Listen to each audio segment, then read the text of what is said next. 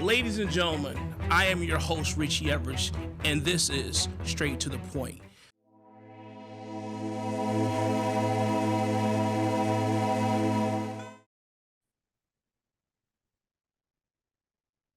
Ladies and gentlemen, welcome to another edition of the Empire Zone. This is your boy, Richie Everidge, and today on Straight to the Point, as you can see on the screen, I have none other than the one and only Ross Turbo Levine. We're going to bring him on. He's going to talk to us about martial arts, fitness, personal training, and his career as being one of the best fighters in the game. For sure, for sure. But it's good. It's good to catch up with you a couple weeks ago over at the Waco event, and I'm glad we were able to put this together. Yes, sir. Yes, sir. You know, being a true fan of yours for years and watching you do what you do, it's always a pleasure to sit down and chop it up with you. Mm, And, this is an honor for me to have this personal time with you and get the fans thank a you. little different perspective of Ross Levine that they may not know. Um, I started martial arts when I was 7 years old. I actually had no interest in martial arts whatsoever. I have an older brother who was getting bullied a little bit in school, so my parents put him into martial arts. And I remember he would go and train, and I would just rollerblade up and down the street in Brooklyn. I think just sitting in front of someone and being told what to do was just not right my style at that age. So, I was kind of rambunctious, just wanted to be outside and play. Um, what sparked my interest was my brother went to like an inter-school tournament and won a trophy. So when he brought that, big shiny object for a little kid, it was like, ooh, I want that. So the joke was I waited until he fell asleep and I took the trophy and put it next to my bed. And obviously that caused some ruckus in the house. And my parents said, no, you gotta, if you want that, you gotta do it. So that's kind of why I started it. So essentially for all the wrong reasons. And that spiraled into where I am today. So, where did you start? What dojo? And how did we get from underbelt to black belt? Yeah, I started off at T Kang Taekwondo, Kang system. So it was a Taekwondo gym. My father was actually a black belt under their head instructor.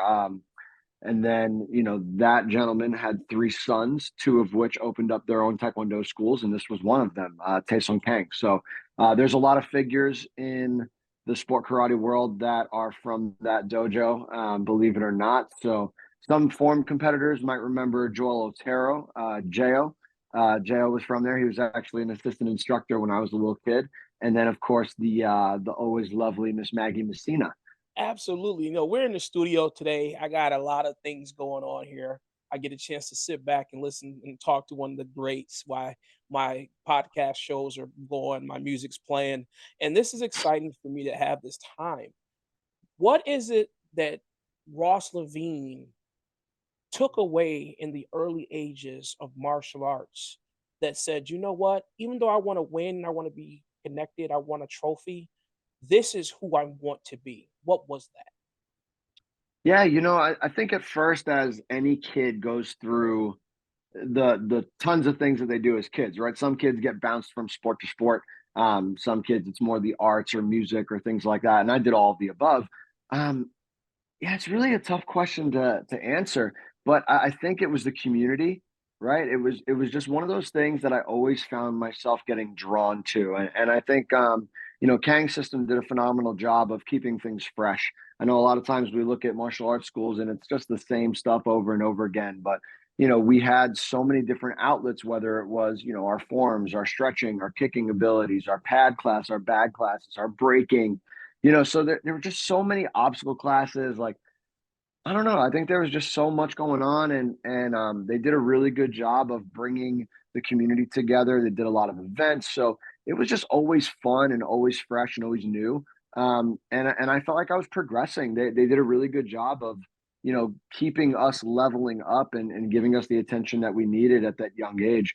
When you're in the dojo and you're getting prepared and you're becoming that assassin, you're becoming that lethal weapon, what is your go-to drill technique or combination of both that I have to work this because this is what I'm good at and this is what I know is going to work? Most people will look at a fighter and say, "Oh, he's got a great side kick," or "Oh, he's got a great reverse punch." And did I have those things? Sure, I had to because I had Jody coming at me. I had to develop a good D side. I had to develop a good body punch because those are the only weapons that could match or stop what was coming at me 24/7 at the gym. But what people don't recognize is I think I became a master of space and a master of timing, and a master of like manipulating my opponents and studying, where I started using this more than my physical tools.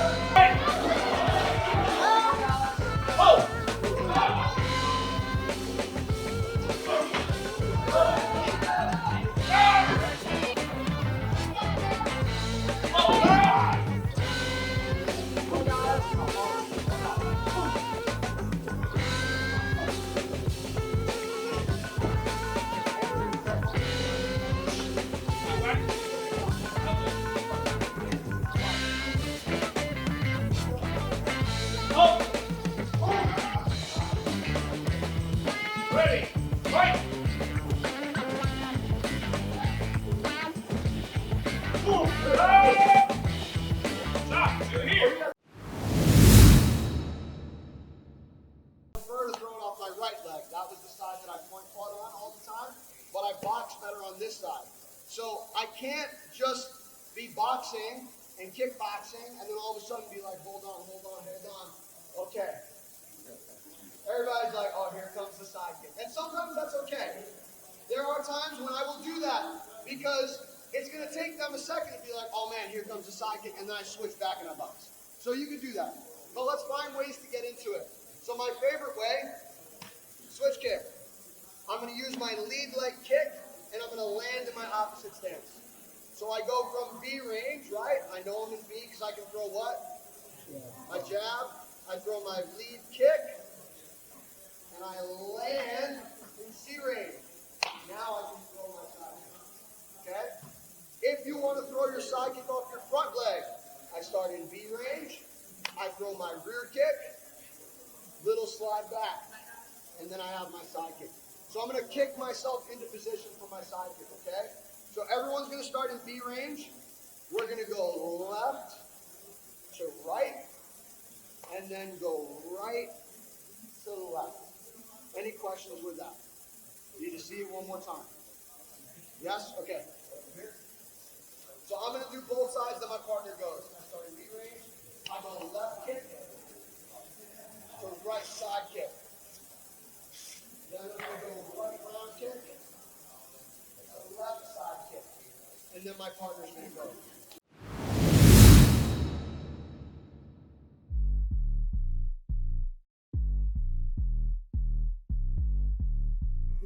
Thank you for having us and thank you for joining us today on the show. I appreciate it. Yeah, What was your day like today? So it's really busy, which is great. That's what we love to see. Seeing different varieties of people, different varieties of types of treatments that we have to do, everything like that. That's what you like to see in a practice.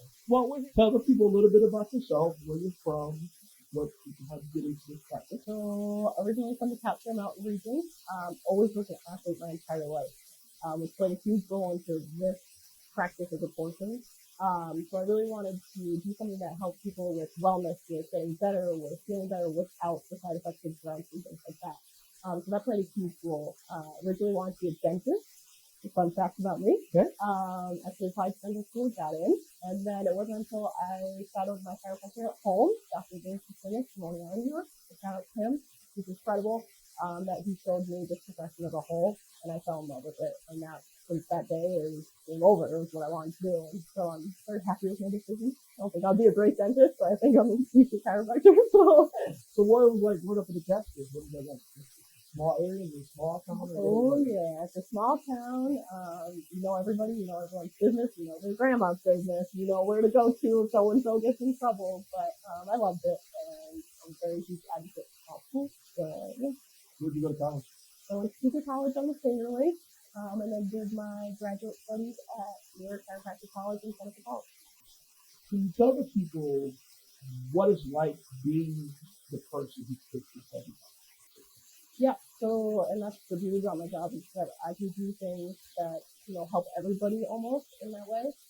So not everybody's treated the same. So for example, with someone like you who's an athlete and things, I can get in there. I can dig muscles out. I can do things like cupping and grasping and all the things that I love to do. You're probably not going to do that on somebody who's 92 years old with diagnosis, right? So I have to be able to assess them differently and say, hey, this person just needs stretching and maybe a couple of minor adjustments. This person needs the whole nine. We got to get them better. They have a competition coming up. We got to get them being ready. This is important. So I think it comes to knowing what their expectations are versus what they need, and also being realistic about it. Hey, I can't help you at this point, or hey, this is where my treatment ends, and I unfortunately there's other routes that you have to take. Or knowing like, yes, this is great. I can help this person. It's the beauty of the profession. Things that we do see in everyday people are things like hip herniation, sciatica, tight muscles that affect the joints and if anything's tight. People always texting on their phone, so they're constantly looking down, their neck muscles become tight. Things like that you see every day versus something that you don't see every day. So people with complete fusions all the way up, people who are born with kind of deformities or things like that, things that you might not see. We see a lot of scoliosis, we see a lot of sports injuries. That's the other thing. So people who maybe hurt their back in football, or people maybe who hurt their back in soccer, things like that. And so you have to assess it, diagnose it, and then figure out this is the treatment plan that looks best for it.